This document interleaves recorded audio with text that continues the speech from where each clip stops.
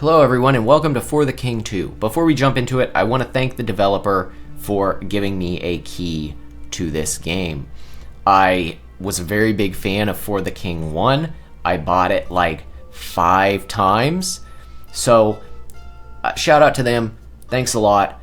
Obviously this isn't going to affect the quality or opinion of my review. The second thing I want to talk about before we get into it here is that this isn't fully a tactics game. Okay, hear me out. It's kind of a tactics game, but not really necessarily. The main thing about this that is tacticsy that they've added is the new combat system. It's pretty different from the original For the King, and so I think you're gonna really like it. I've been liking it a lot so far.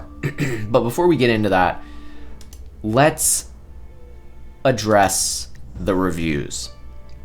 So if you were to go to the Steam page right now, this is 2 days since release. If you were to go to the Steam page right now, you would see that it's at like 50% positive, which personally, if I were buying a game and I saw that, I would be concerned. I'd be looking up reviews. What's the deal? Well, it seems like it launched with a lot of bugs. These are bugs that I personally have not really experienced yet.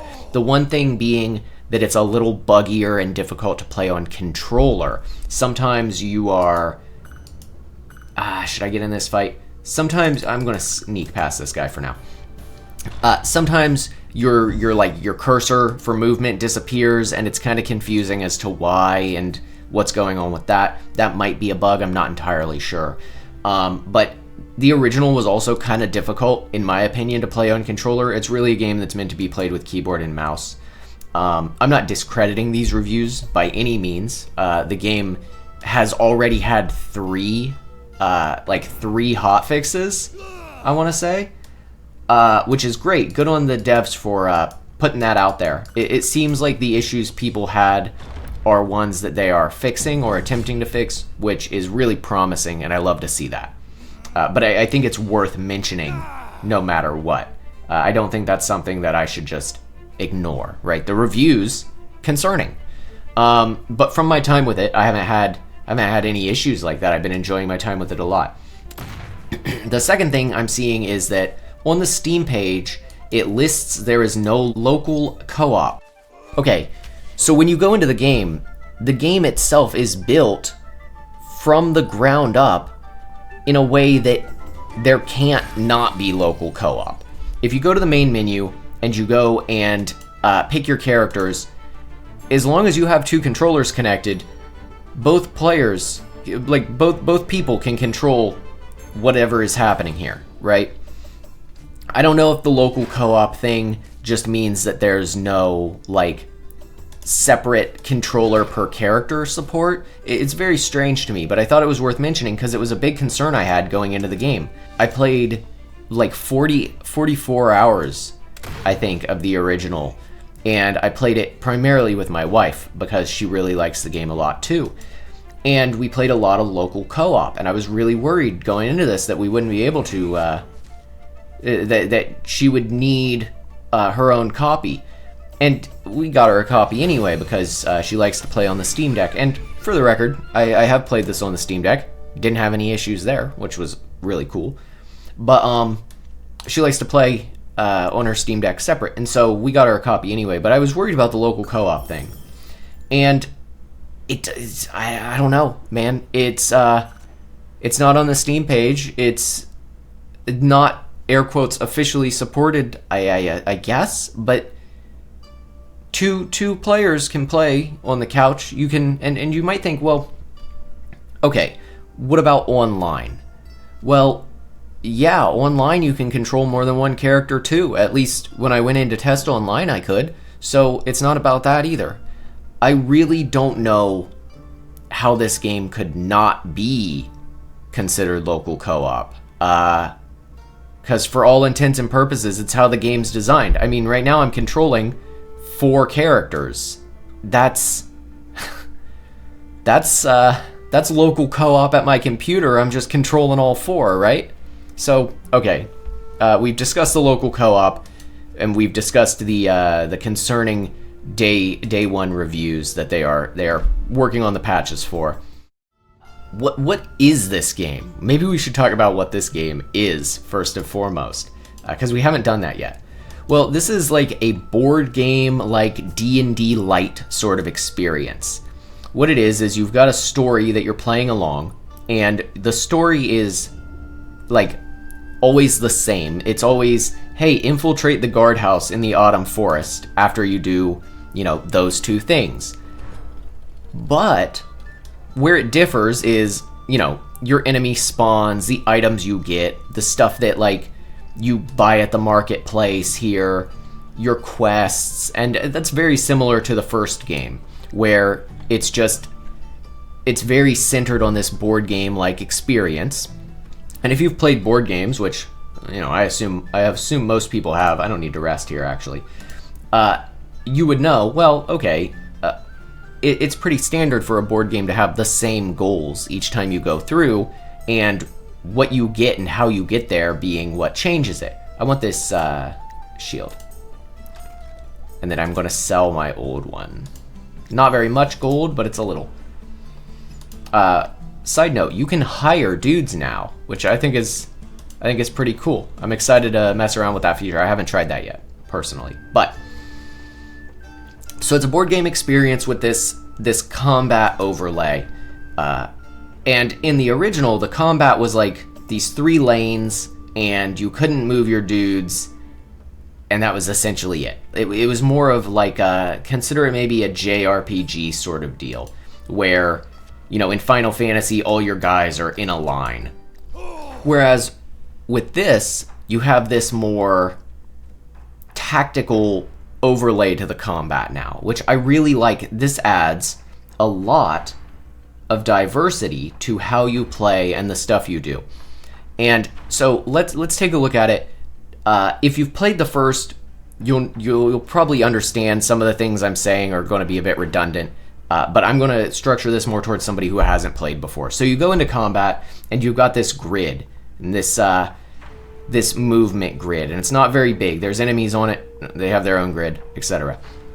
And you have your actions here. You have a big action and a small action. This wasn't the way it was set up in the original. You still had these, but it wasn't visible.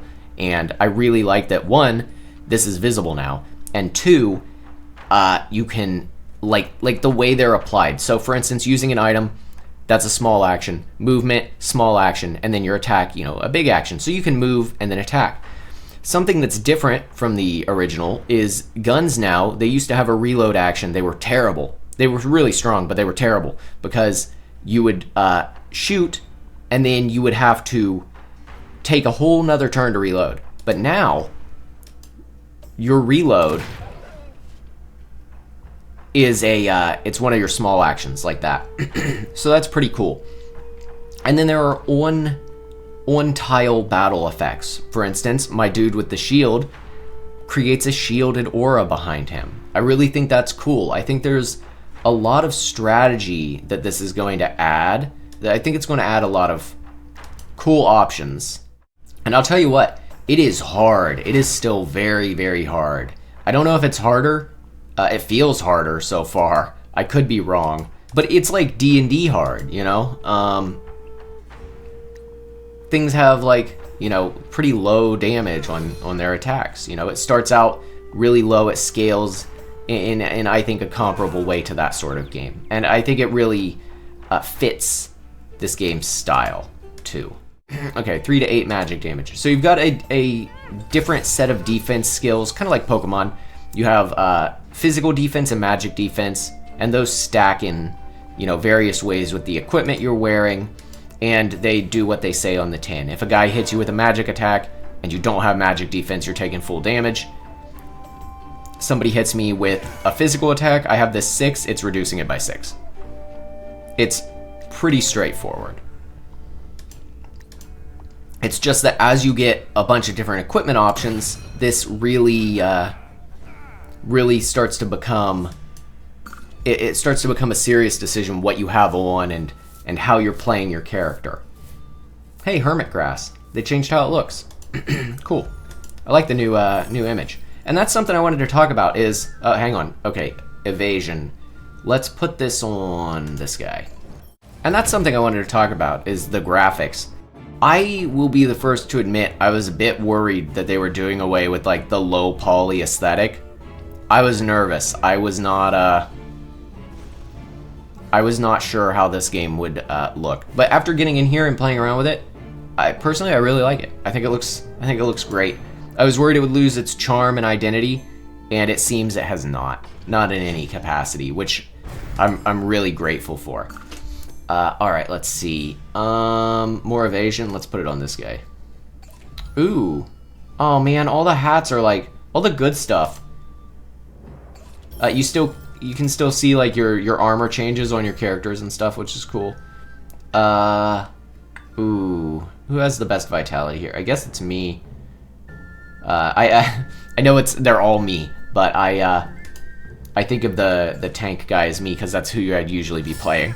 Something I would like to see that I'm a little confused about, might not be in the game, is camera rotation. Sometimes you'll get in here and it'll be at like kind of an awkward angle, and I wanna move the camera. I wanna be able to rotate it. Maybe I just haven't found that setting yet, or the right key. But it's strange that it's not an option. Clearly the camera is dynamic enough to be rotated. Clearly this is a full room, and so I would like to see what's up with that. So how do I think it holds up in terms of being a tactics game and having those options and choices? Well, like I said, I think it holds up really, really well. I have tried to record this video like 6 times now, maybe more, and I just keep adding little notes to my page because I cannot focus on anything except for the decisions I'm making. It's very hard to talk about. And you guys know I don't like to script these sorts of things. I kind of like to just go in and talk about the game while I'm playing it. And it's been, oh boy, it's been a doozy with this one because I'm really having to focus on these decisions. That's not good. Something else I didn't talk about is focus. Focus is these gold dots here, and what focus does is focus lets you right click, I think it's X if you're on controller, and it makes one of your rolls per focus a guaranteed roll. And so if you're like really wanting to make sure that you hit something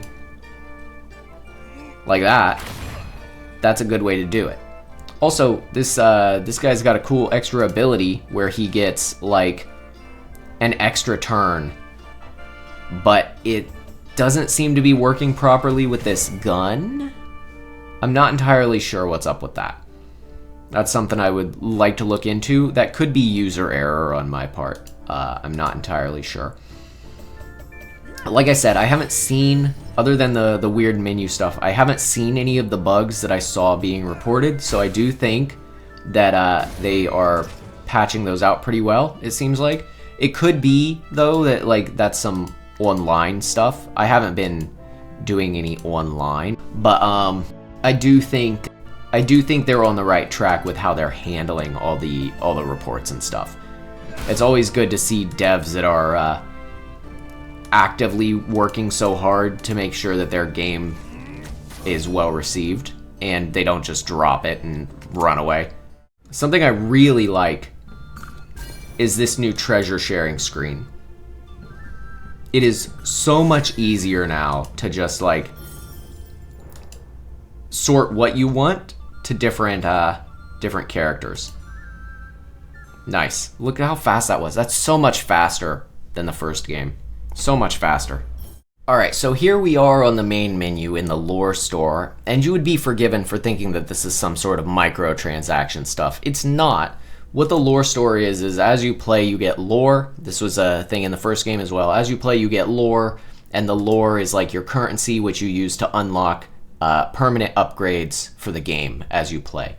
And they've added some stuff that I think is really cool. So something that you didn't see when I first started the game was you now have a loadout screen. A loadout screen where you have X amount of points and you can grab certain equipment, and it uses your points to build up your character. I'm going to have it on the screen here. And now, what is this? Oh, cool. So now you can buy different like starting weapons and starting scrolls and starting herbs, and you can take those with you when you start the game. It gives you a little bit more versatility when you're starting out rather than just starting with nothing. And I think that's really cool. There's different locations, much like the first game, that you can unlock. There's cosmetics. I don't have any of these unlockable yet. That's just kind of how it is. I have to play more to get those. There are different mercenaries to hire, which is pretty cool. You've got your different classes. And then something new is these traits. So you can actually unlock traits that you can put one extra secondary action. You can move twice. That's a pretty big deal. So I really think that these cool new unlockables, I think these are really cool. I'm excited to see what they add to the game as I get further into it. And so, okay, for the King 2, where do I rate it on the Final Fantasy Tactics scale? It's not at all like Final Fantasy Tactics, man. It's not at all. But I really, really, really liked For the King 1. Like I said, I bought like 5 copies. And this seems to be more of the same, but better. Like I said, there's a couple UI things that I'm iffy on. I don't really like that I can't see like everybody's stats at the same time on the bottom of the screen. That was something that you could see in the first game. But like, there's like an extra, that one was 3-player, this one's 4-player. There's an extra slot. They gotta make room, I think, personally. I think they gotta make room. I can't think of how they could have displayed it without it being really small, and then it'd be hard to see. So I think they handled it fine. I like how it looks. I am greatly enjoying it. I love the new combat. It's really difficult, and it's especially difficult to focus while doing a video like this, but I really like a lot of the changes that they've made. There's all the tile effects and stuff going on the tiles. There's hitting enemies and moving them around, pushing them around. I think that's really cool. And then it's just got all the stuff from the first game that made the first game awesome, which is, you know, the quests. It's got the cool board game tabletop thing.